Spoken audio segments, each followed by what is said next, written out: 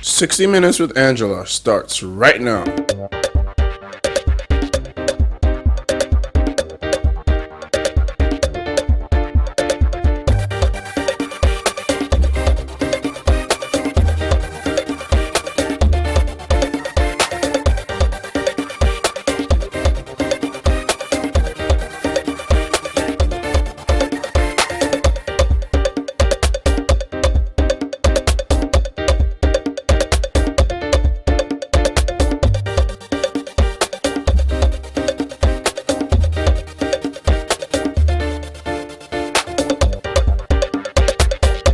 Well, on Tuesday, August 11, 2015, Nigeria's new president, Muhammadu Buhari, was receiving members of the National Peace Committee. And he said, I quote, "Nigeria has to break this vicious cycle before we can make progress." End of quote. What vicious cycle was he talking about?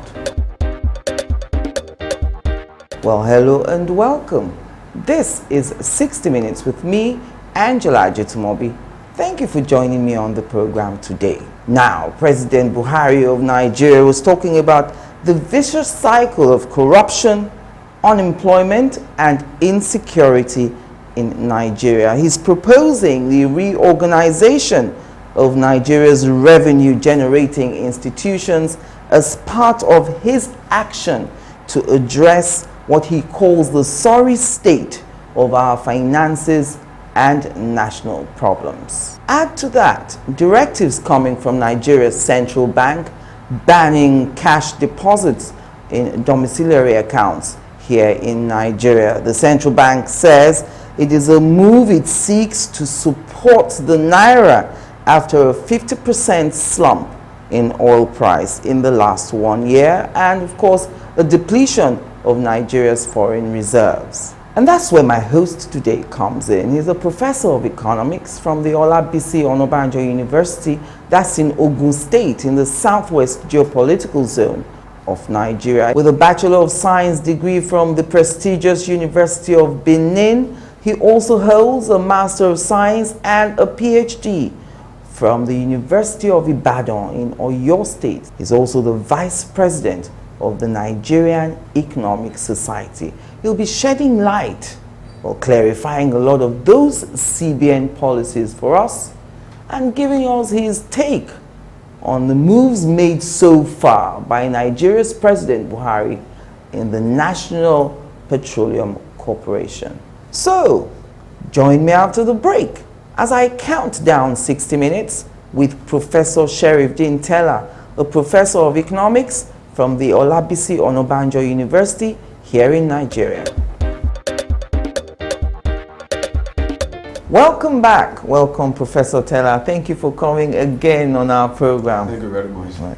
I thought we should start with the NNPC. You know, oil is the main cash cow of this country. We've seen a few moves made by Nigeria's new president as regards the NNPC. We still don't have an oil minister yet. Do you think perhaps President Buhari should retain the seat of Minister of Petroleum Resources, given that he has been there before in the 70s? He probably has deep knowledge of the industry. Well, I think that he shouldn't be the Minister for Petroleum Resources. Somebody should be put there, but that person must have the knowledge also of the workings in that particular sector. Yes. Because the president has a lot of things to do, and taking care of such important ministry again could be a kind of a serious burden. I think he should relieve himself of that, and an expert in that particular area to be there. He was there in the 70s. Things have changed. So now we have some new developments, and I think somebody who is still very conversant with should be the minister, reporting directly to the president. I think that's the way it should be. All right. What about the new NNPC MD that's been appointed, Emmanuel Kachiku? Someone said to me, to all intents and purposes, he's like a petroleum minister. So do we really need a petroleum minister? The MD has limited powers and limited things to do. The minister is an overseer. Yes. And so there is need for us to have such person who they can relate together, they can share ideas together. Because I believe that the new MD is also conversant with the system there. So I think that there's still need for us to have a minister who carries more than just operational issues, within that framework there. They've retired 38 top management members of staff. They've trimmed down the number of top management from 122 to 38 now. If we had 132 before and the system was not effective, how effective will it be with reduced number of staff? Having so many people make the whole place unwieldy, and everybody try to play some roles, some minor roles, and which makes the place more complex, as it were. When you streamline, and then it's very easy for the MD himself to manage the people there. Nobody will know that we have so many numbers there. What would they be doing? Many of them will just be desk officers, as it were. I think that's better to prune it down. Not only because of the management of the resources there, but also for effectiveness. When you have a very huge management like that, it creates its own problem. And I think what the president is trying to do is to streamline the thing, and I think that's very good. Remove bottlenecks. He's also appointed 4 directors now for the new 4 directorates. He's recruited 12 private sector players into the management cadre to jumpstart, he says, a new business outlook for the NNPC. He says he wants to remove that civil service mentality, and the people coming in, they now know that they must run the NNPC as a business that must be viable. Do you support that? That's how it should be, because the NNPC is like a corporate body on its own. Unlike some other social welfare projects of the government, this one is for business, it's in economic sector. So it should be able to generate sufficient fund for the economy on its own. And so, one, it doesn't require so large a number of people manning it. Secondly, people who are going to be there are going to be technical people that understand, both technically, financially, as well as in the physical sense of it. So I think that's the right direction to go. Is of course the way it's being run now. So that it's not seen as government enterprise. It's true that it's public enterprise, but public enterprise with the concept of private sector-driven procedure, and I think that's the way it should be.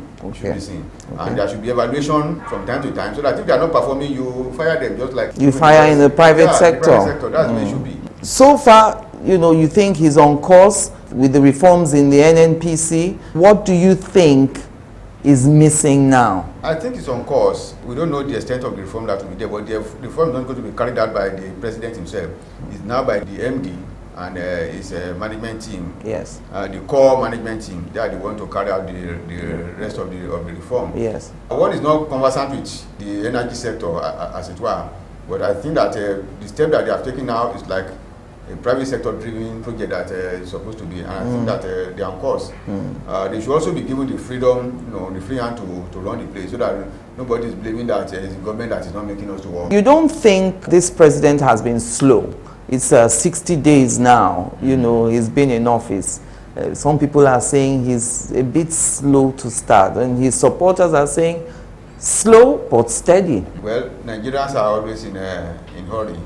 It took a lot of time to destroy, but even building should take more time, to do. And I think that it's better for him to slow down the way it has been. By the time we are talking of 3 months, things will start happening. Even all the investigations that are going on, we should be getting results. If by the time after 3-4 months, nobody is actually jailed for committing serious offense that they have committed, people will start, saying that what are all this nonsense about, the man should start acting. But I think what he's doing now is to put building blocks, and I think that they are necessary things. So we'll come to the banking sector now. We've seen suddenly the CBN coming up with a lot of new policies. The first we saw was this name and shame policy. Apparently in April, the CBN had directed all banks, discount houses, and the Asset Management Company of Nigeria, AMCON, to give 3 months notice to what it called delinquent debtors to come up with payments or have their names published from August 1, 2015.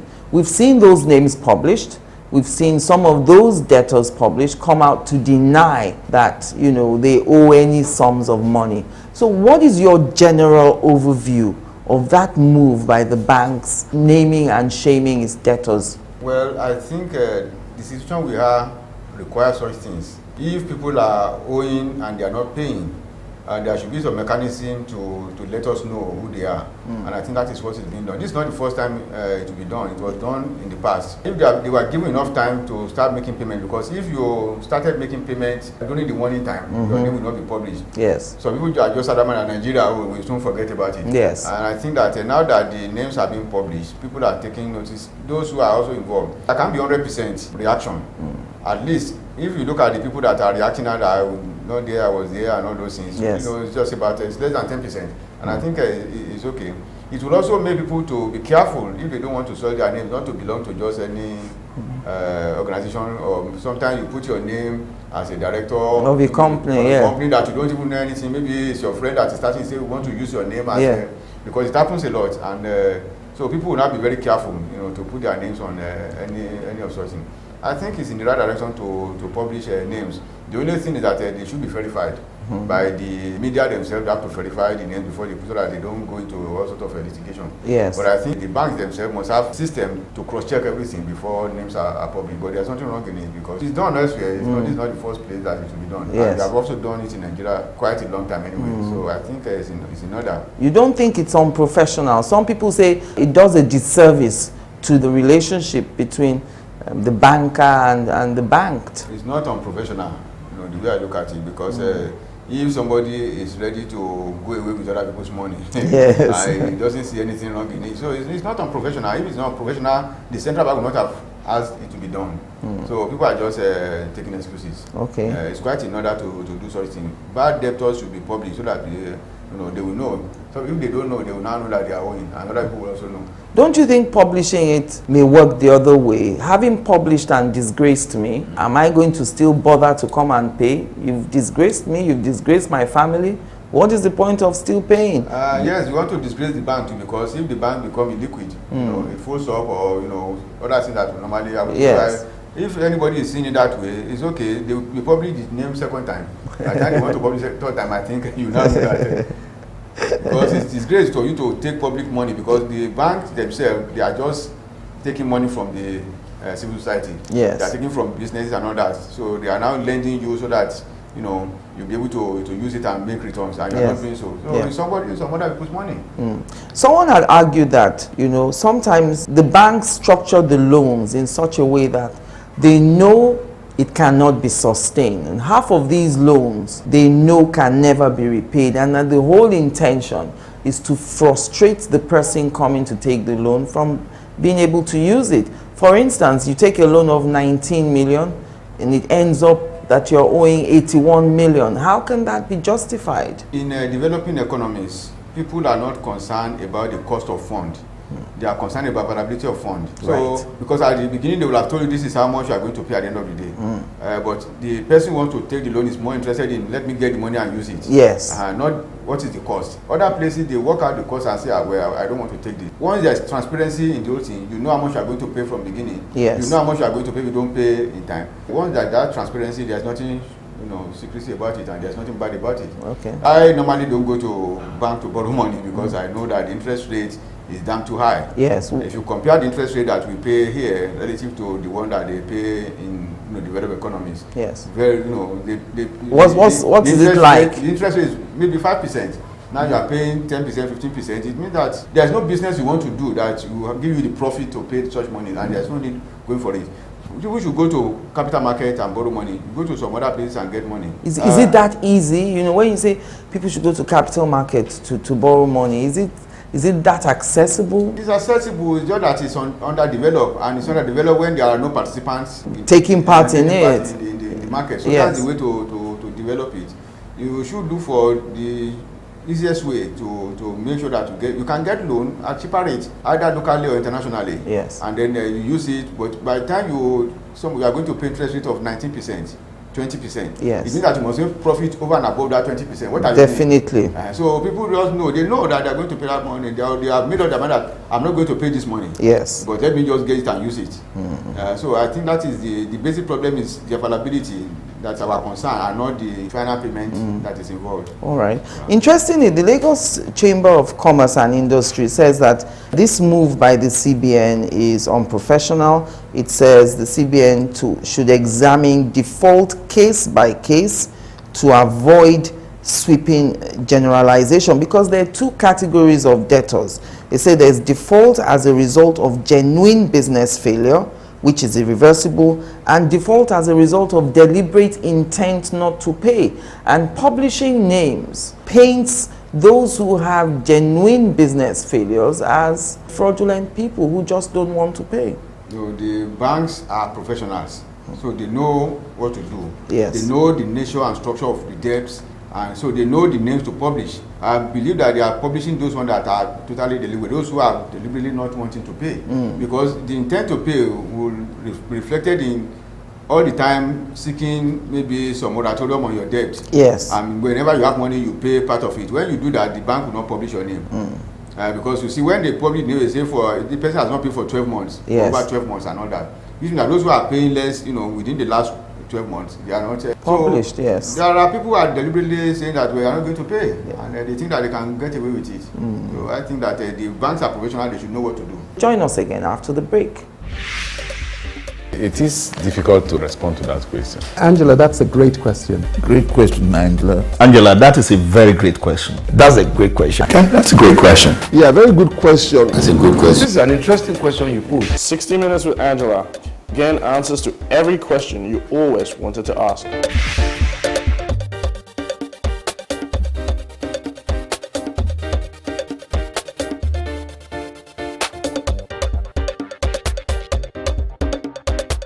Welcome back. If you've just joined us, it's 60 Minutes with me, Angela Jitumobi. On my hot seat today, Professor of Economics, Sherifdeen Tella. Now, on Wednesday, August 5, 2015, Nigeria's central bank officially banned cash deposits into domiciliary accounts in Nigeria. They say that only wire transfers to and from foreign exchange accounts are now allowed. This is a move that the CBN hopes will help efforts to stop illicit financial flows into the Nigerian banking system. In a series of controls to support the Naira after a 50% slump in oil price in the last year and to save Nigeria's foreign reserves.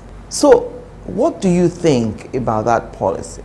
The policy is good. It's a short-term policy to actually keep the depreciation of the Naira in check, as it were. And normally, people who are running domiciliary accounts should do more of transfers.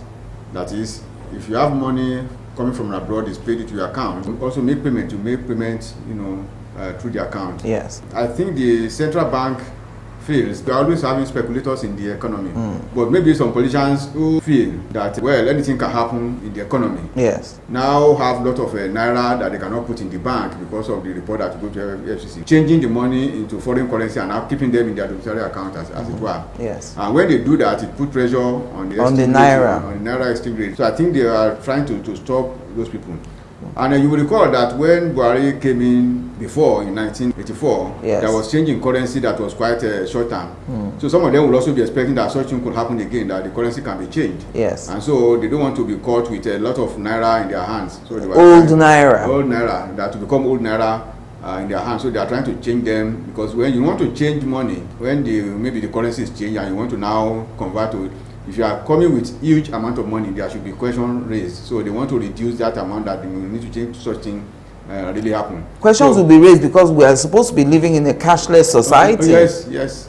That, particularly at the higher level, you are not supposed to be carrying cash about. Yes. And I believe that many of the politicians, they have a lot of cash in their vaults. Many of them will have vaults at home or whatever. Yes. So they are trying to offload the Naira into the market, buying foreign currency and keeping the money in their domiciliary account, which is not supposed to be so. Yes. Domiciliary account, as an exporter or a consultant, for example, people are paying you money and then you didn't pay into your account through use of check. But I don't like total ban, as it were. You can say that any money that's above, that the bank should not take any money above maybe $5,000 dollars or euros or less into the account. Yes. Because somebody can go out, do business, and then you have excess money, about $5,000, you come back, let me put it into my account. Yes. When you now say you should not be putting that account, it will end up in the black market anyway. Yes. At the end of the day, I think that there should not be that blanket, but people should not be allowed to be paying cash into account, because paying cash, huge cash from within the country to your account means that something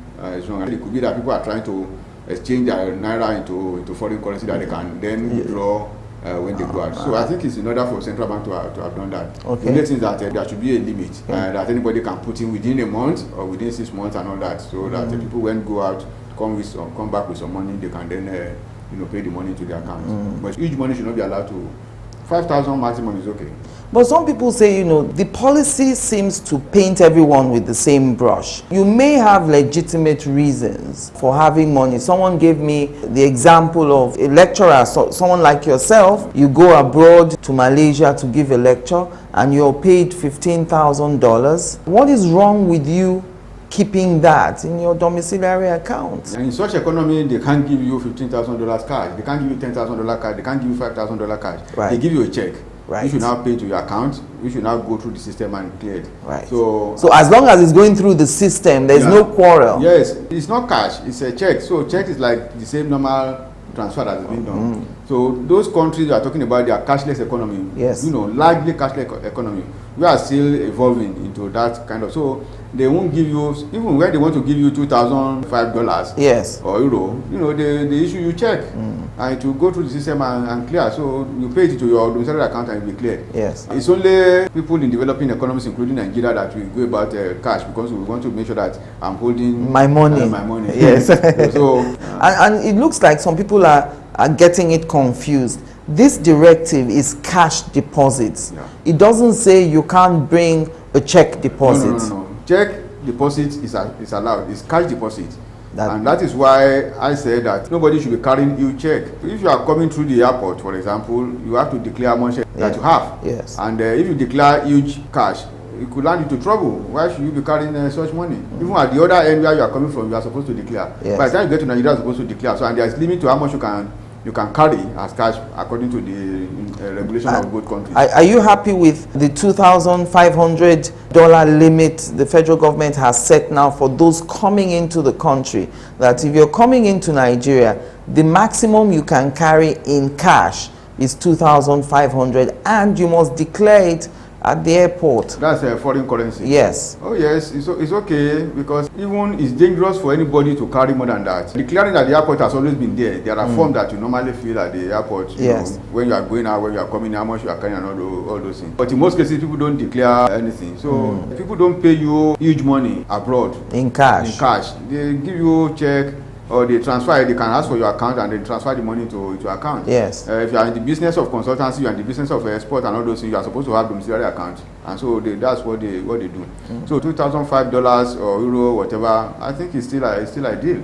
Because they're not coming to Nigeria to come and buy goods in dollars. Okay, and the reduction of BTA from $10,000 to $1,500 for personal, $2,500 for business. You must have a passport and visa for proof before the CBN will approve that cash. Is that sufficient? No, that is very restrictive, really. It's going to be short-term measure, I believe, just to make sure that Naira stabilizes. Yes. Because there is nothing that you want to do with $1,005 outside the country. Yes. as BTA. The economy of those countries is also huge. And so whatever you're going to buy with $1,500 is going to be quite small. Of course, the central bank has also said that they are not going to look at the issue of people who are going for health reasons, who are going school to pay fees, and all yes, those things. mortgages. So I think that's in order, but the amount for now is quite restrictive, and I think it's because of the decision as it is presently. What I mean by being short term is that within 3 months they should be able to review it, looking at whatever is happening. There was something you said earlier on, I would like you to expand on. You talked about how, stopping these cash deposits will help our Naira. I know you're a professor of economics. For those who don't understand serious economics, like myself, how does that work? How will depositing dollars in a DOM account affect the value of the Naira? When you have your money in DOM accounts, yes, it allows the bank actually to use that money for those who want to borrow. Maybe they want to pay outsiders and all those things. Yes. So it doesn't put any pressure on the Naira as it were. That is very good for the banks.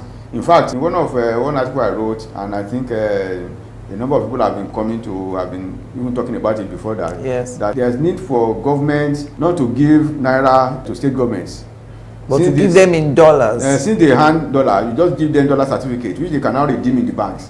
When they redeem in banks, means that the money will be in the bank, in dollar equivalent will be in the bank, which can now be used for those who are transacting big businesses. The naira is not coming directly into the economy that way, and that of course that will reduce liquidity in the bank, and so the issue of pressure creating excess money in the economy will reduce. So if people are keeping their dollar money in the banks, it assists the bank to also be able to make payments on behalf of their customers who have letter of credits and some other things, to do abroad. Nobody is carrying any dollar, and going to the black market will also be minimized. And so because black market sometimes is also, the rate in black market also impinge on the rate in the official market, which should not be the case, because they have a lot of leverage. Yes. Now, even the issue of central bank giving money to the bureau de change, it's not necessary. They should be able to source their money from the public, because people will all normally go there because of the exchange rate differential, as it were. So is the bureau de change dead now? People are saying it is dead. No, they are not dead. They are there.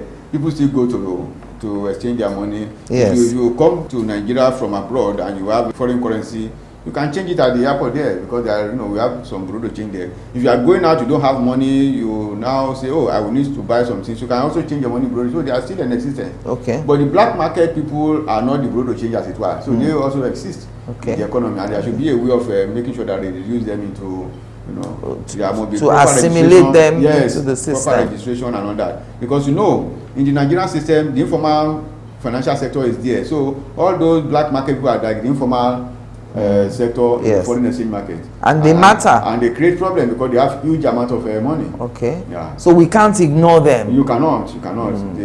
They have a lot of money that they play around with. I'm also told now that to receive dollars into your account abroad, to put dollars there, you must use Form A for CBN approval, and that covers school fees, medical expenses, and house mortgages. So everyone must use that Form A now to send money abroad. The form has always been there. The form has always been there. You have to have proper record of things, of transfer of funds. Why weren't we using it before? Because we had options. Yes, options. People they put money in their pocket and then travel. So the option is there, but now they want proper documentation of everything, and that's why people must fill the Form A. The Form A has always been there. It's just that Nigeria, when there is a law, it will work for some 3 months or for some 2 months, and thereafter nobody cares anymore, because there's always some big people who don't care and all that. So, and the form has always been there. It's for proper recording of whatever you are doing. If you are not doing anything in secrecy, why shouldn't you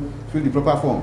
Then central bank will also have knowledge of how much is going out, how much is coming in, and all those things. Yes. That's the way for them to be able to regulate the economy properly. The previous limit on ATM withdrawals was 150,000 naira.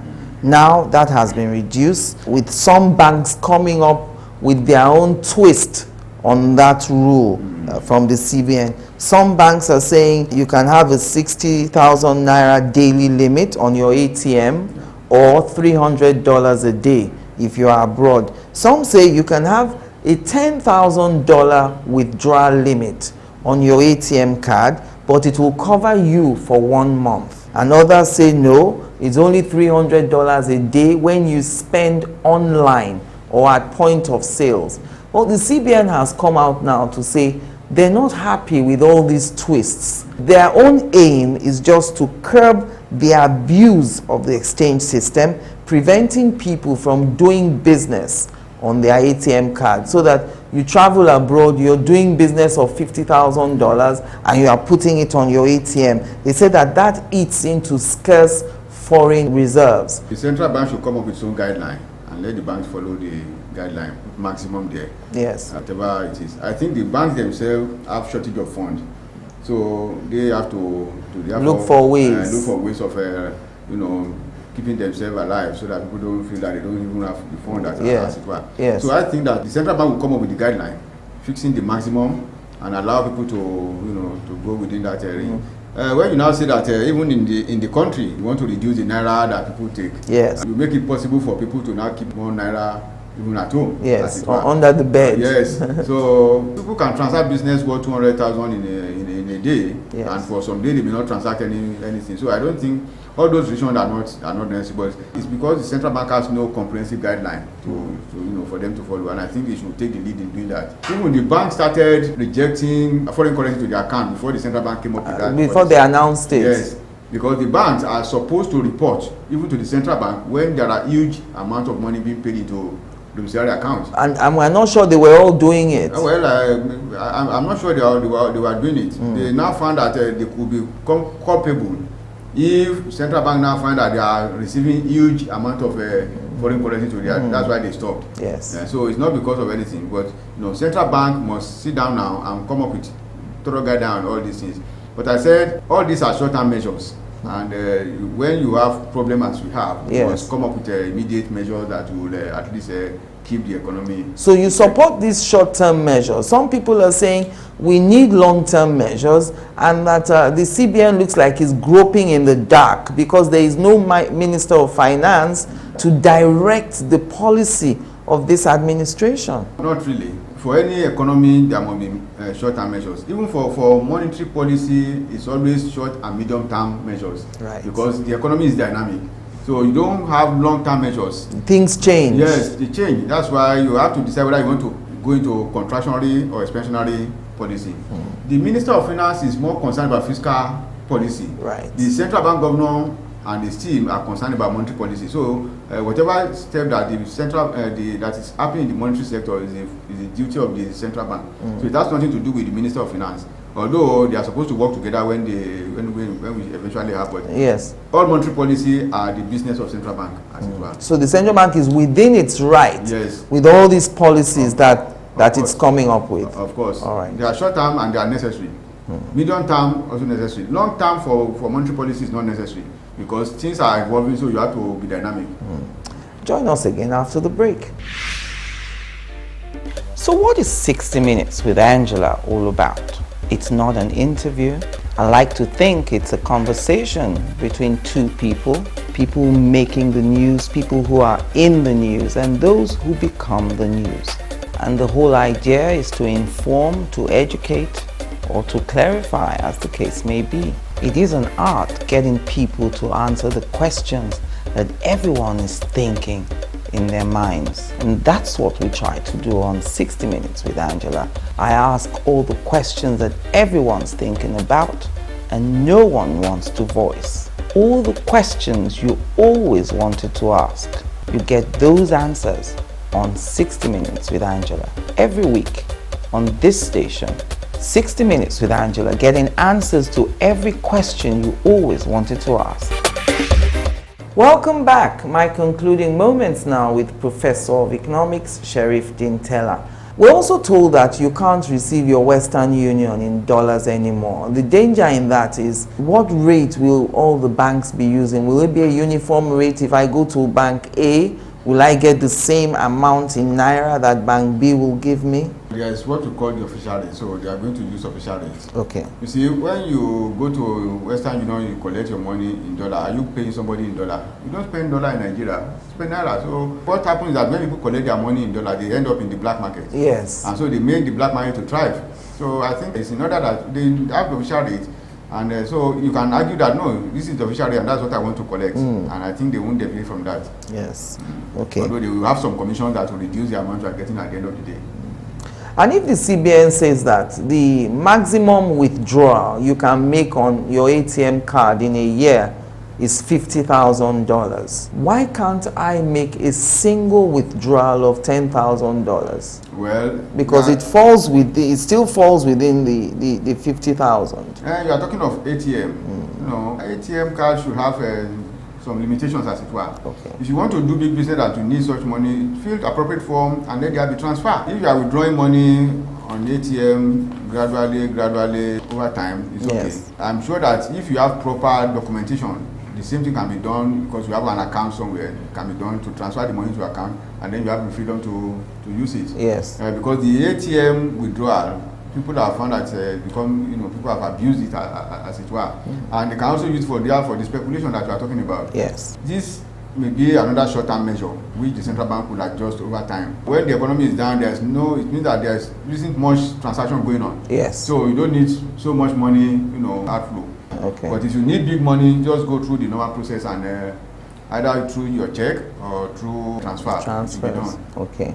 Now, the president has directed all ministries, departments, and agencies to run what he called a treasury single account. That account will be domiciled at the Central Bank of Nigeria. Affected by this directive for transparency and accountability in operations of public accounts are foreign missions, teaching hospitals and medical centers, federal tertiary institutions, and agencies like the CBN, the SEC, the CAC, NPA, Ports Authority, the NCC, Communications Commission, FAN, Federal Aviation Authority of Nigeria, NCAA, that's the Civil Aviation Authority, NIMASA, that's the Maritime Board, NDIC, Deposit Insurance Corporation, the NSC, NNPC, FIRS, that's the Inland Revenue Service, NCS, Customs Service, MMSD, and the DPR, Department of Petroleum Resources. So, Professor Tella, what is a TSA, a Treasury Single Account? The central bank will now be able to act as the banker to the government. As the banker to the government, the central bank has the account of the government. That's what it means. Yes. And so it will be easy to have a global picture of the accounts as it were of the federal government. There are so many ministries that will have so many accounts that are not even traceable. Yes. But now it's not so. Everybody pays to that account, and it is from there disbursements will be made. Now go to your account, because each ministry, each agency will have its own account. Money will now go there, so they know how much is coming, they know how much you are taking. Yes. And then you'll be able to give feedback to the center. That also will reduce liquidity in the system, as it were, with the banks having a lot of money from all sorts of agencies. Yes. And then they kind of play games, also go into speculation with a foreign currency, as it were. So I think it's good to streamline the account that way, so that we can see what is coming in from which sources and all those things. Yes. So no ministry has the right now to open an account with bank. UBA or Zenith. Or sometimes they go and they get money in bulk and deposit it with a bank and say 7-day call and all those things. Yes. Leave so, it in fixed deposit. Yes, fixed deposit. Even when they are supposed to pay salary to staff, they go and put it in a fixed deposit and get interest before they make payment, delay and all those things. Yes. So I think it's very good for us to have that kind of picture. Some people said that it may slow down the business of governance because everyone is concentrating now on the CBN, and others argue that, well, this is a chance for the banks to do real banking as opposed to relying on government money coming in every month. Yeah, studies have shown that large proportion of money with banks are the public sector funds, and that happens also whenever the central bank say all money should come into the public money should come to the central bank. Yes. You just find that the banks will be in serious crisis. So they have money to play around with, and that's not good for the economy. So I think that it's good in terms of liquidity in the system. In a country where you have high level of liquidity, the interest rate should fall, but here it won't fall. I think it's in order. It's also it gives the global picture even to the government, to the Minister of Finance, to the central bank itself. And if you say it's going to slow down work, I think the central bank will work out the modality for disbursement of money, because it's not as if they will not receive their money. There is a budget, so they transfer money quarterly or maybe every 6 months to the accounts for expenditure. But that also is a good way of making sure that you follow the trend. And central banks is also good to monitor, to take care of its own monetary policy. Will it make things more difficult? Will it make looting more difficult if the account is in the central bank? And I'm asking this question because it is the same human beings, the same Nigerians who are in the normal banks that where government is dissatisfied with, that will be in the central bank. If fraud will be committed, it can't be committed by one person. It will still be the result of a conspiracy. Yeah. So having a treasury single account, will that erase possibilities for corruption to happen? No, it will only reduce it in the sense that because people can still steal money at the expenditure level, but at the revenue level they cannot steal money. Right. So they can see it's still possible to do that. But at least what is important is that nobody can keep any account unknown to the government. Yes. If the government itself is transparent, even at the expenditure level, it reduce the level of corruption, but you cannot eliminate it. Yes. In no economy can you, even in China where they keep people for committing, people still they still go and try their luck. Yes. If they are caught, then it's okay, but if they are not caught, goes corporate. So it will reduce corruption at the revenue level, but won't reduce corruption will minimize corruption at the expenditure level. Yes. That's the way. Talking about those in public office who open multiple accounts with all these banks, before this directive came, how easy is it for anyone to just open an account on behalf of a state government? How is it possible that an account will exist and it will be unknown? And the documents, can I just go and open an account in the name of Oyo state government and money will be coming in there? Is there no due process to be followed? How can a secret account exist, for government? There will be documentation, for such. But since there is no regulation that prevents such, right, banks still have the right to open. They can say Ministry of Finance, for example, account ABC. So it's still linked to that ministry. Yes. So the ABC is not as if it will not be known to the government. Government want to pry into it, but yes, they can transfer money from one account to the other and start spending. And when government is asking just that, oh, this account is zero, this one is has money in it and all that thing. So they will have followed due process and they will have opened it in the name of government. Of course, they can also open one that is related to government owned, as if it's government when it's not government owned, and transfer money. There is always collusion between the banks themselves and those people. So we know that fraud or corruption will only happen with collusion. There must be two sides to it. It's not only one side. One person can't do it alone. All right, and I also wanted, because I know you are a Muslim, I wanted your comment on the federal government cancelling a delegation for this year's Hajj in Saudi Arabia. The president says, this year at the center, we will not be involved. The federal government will play its traditional role of providing consular, medical, and security services to Nigerian pilgrims. He says that by this, Nigeria will be saving $1 million and about 30 million naira. Do you support this kind of move, considering that over the years, many Nigerians have come to rely on government as a means of fulfilling that requirement, religious requirement to perform the Hajj? I'm happy that at last that particular policy comes on board. The government should not be the one to be financing pilgrimage in any form at all. Yes. Even the recent one that you can buy their BT at reduced rate, I don't support it. There's official rate. Let everybody go through official rate. Yeah. In Islam, for example, Hajj is not compulsory. It's when you have the means. You must have the means. You must have the means. You must even be in good health before you can perform it. It's unlike fasting. It's unlike daily prayer. It's if you have the means, that's when you do it. Right. So if you don't have the means, why do you have to rely on somebody else? Yes. Rely on public fund to do that. I think that it's in order, because in Saudi Arabia or any country for like in Israel and all that, they have consular office. So they should be the one to take care of such things. Yes. Then the government can send its medical team, can send its other teams to go there. But say you raise up a committee of 50 people to go and oversee. What are they overseeing? So I think that I think it's in order.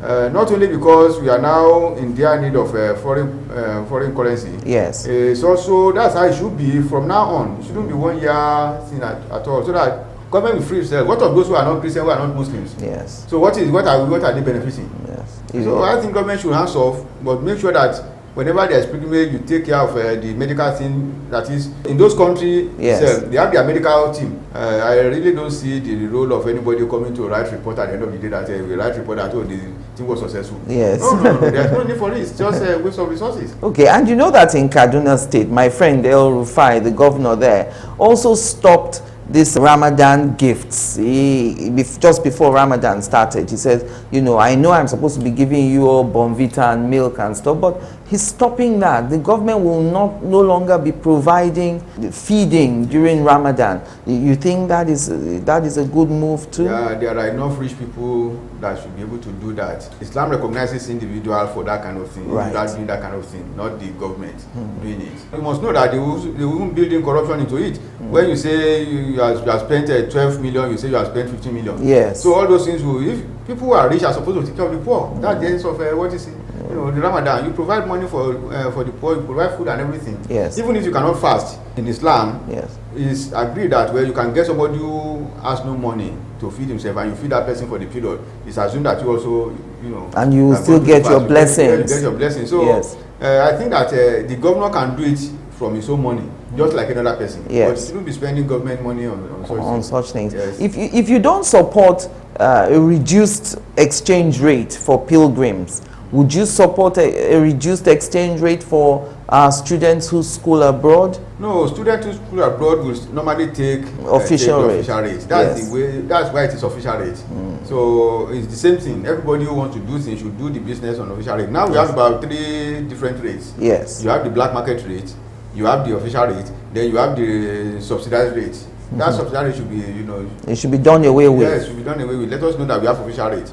Any other rate is black market rate, and we see how we can make sure that it follows the official rate rather than the official rate following the. That's the way it should be. Okay. That's the way it is in many economies. All right. And so this is the middle of August 2015. I want you to give your assessment so far of President Buhari's administration. He has just come in 2 months. So, and I think that the problem that he meant on ground, we cannot quantify it on our own because we are outsiders. Yes. So we should know the amount of problem that he has. But I think the business of clearing the urgent table should be done quickly, and so that we can go into business of development as it were. Yes. Even many states government have not come up with their commissioners and all those things. The cabinets. Probably they are also thinking that it will save them money for paying all sorts of things because.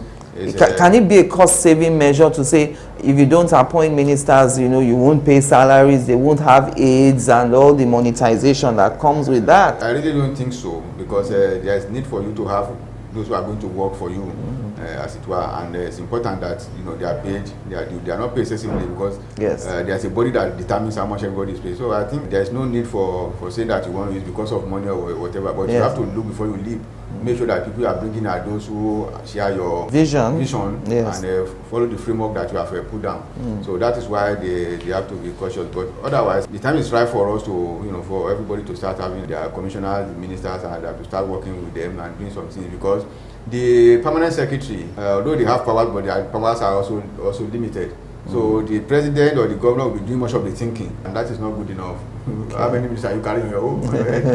So I think that so far so good. He has tried, but we now start seeing the results. Although the president has said that we soon start seeing people being taken to court. So they should be taken quickly, and then people who are guilty, they should be sent to jail. Because if nobody goes to jail, then what are we talking about? Yes. So people must go to jail because it's very clear that but they must go through due process. Yes. So I think that start thinking of development right from now. And some of those things you can do them without costing the government so much money. I think I read in the paper that there was 1 billion for rail line that was missing and all those things. You see, there are a lot of investors all over the world, even countries that want to invest in other countries. You can invite them. Come and put up this thing. Come and run it for 10 years or 20 years. Build, operate, and transfer. Yes, and then you transfer it to us. While we are running it, Nigerians will learn because the government will not be putting any cover down. But the government at the end of the day will say they are going to pay ground rent. They are going to employ locals to do the work. They are going to pay tax. Yes. The locals will pay tax. The people who are doing business will also pay tax. So the money comes to the government at the end of the day. Yes. So without investing any cover, but they will say at the during the time of so that's when they did this thing. Nobody is going to say it's not your own time. Like Lagos State, the rail line that you are doing,